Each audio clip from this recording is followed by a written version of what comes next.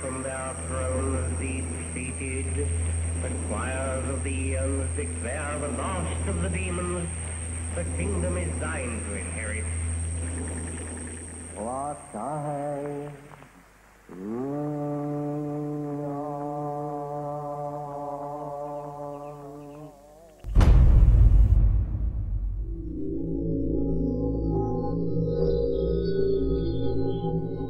The Golden Dawn's most notorious member was a self-confessed Satanist, Aleister Crowley, who styled himself as the Beast.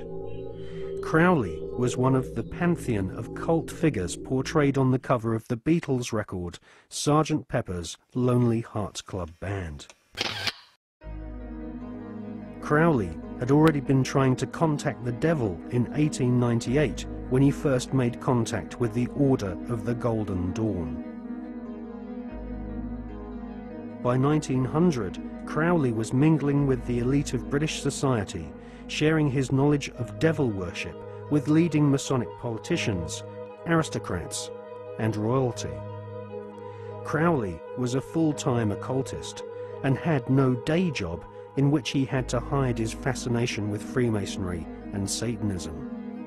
In his book, Confessions, Crowley claims he was initiated into Freemasonry at the Anglo-Saxon Lodge in Paris.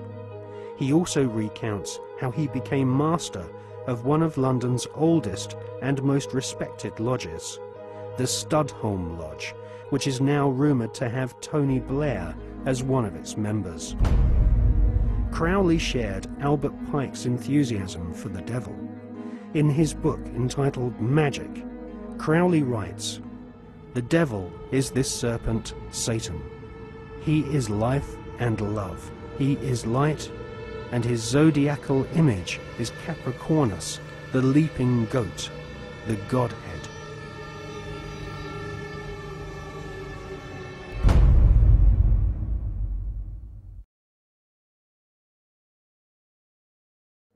Secret societies often portray the Goat of Mendes sitting in the Baphomet position. A statue of George Washington himself, a high-ranking Freemason, shows one of America's founding fathers sitting in the same occult posture as Crowley's goat-headed devil.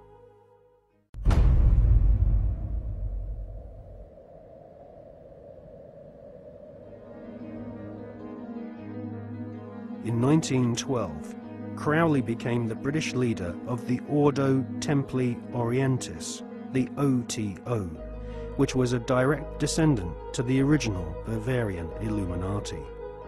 The OTO was a hardcore satanic secret society, and Crowley devised the initiation ritual around the 33rd degree ceremony of Scottish Rite Freemasonry.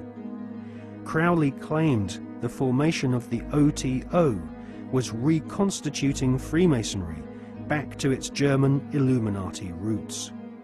Crowley wanted nothing less than to dance with the devil. He was impatient with the politeness of Masonic ritual. He described basic Freemasonry in the lower ranks as a sinister association for political intrigues and pirates.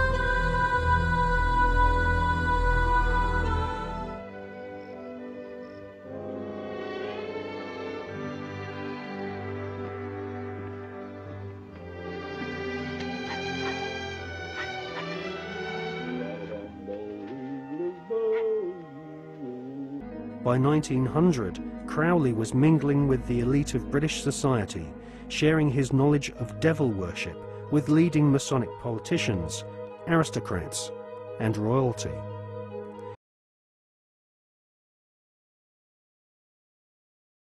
Oh, please, Professor, why can't we go with you and see all the crown heads of Europe? Do you know any? Oh, you mean the thing. Yes, that's right, here. Sit right down here. That's it.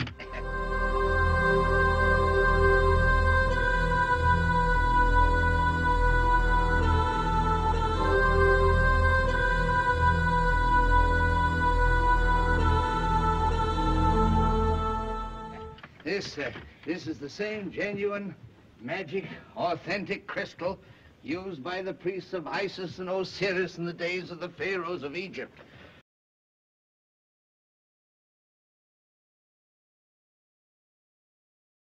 Used by the priests of Isis and Osiris in the days of the pharaohs of Egypt, in which Cleopatra first saw the approach of Julius Caesar and Mark Antony and so on and so on. Now, you'd better close your eyes, my child, for a moment in order to be better in tune with the infinite. We can't do these things without reaching out into the infinite.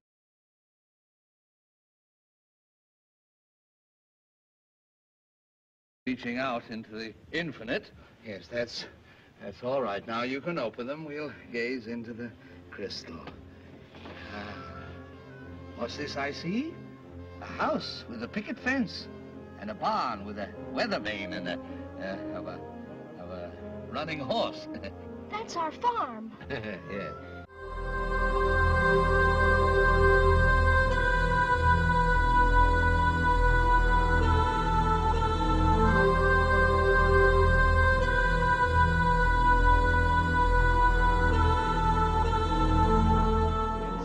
Munchkins want to know is, are you a good witch or a bad witch?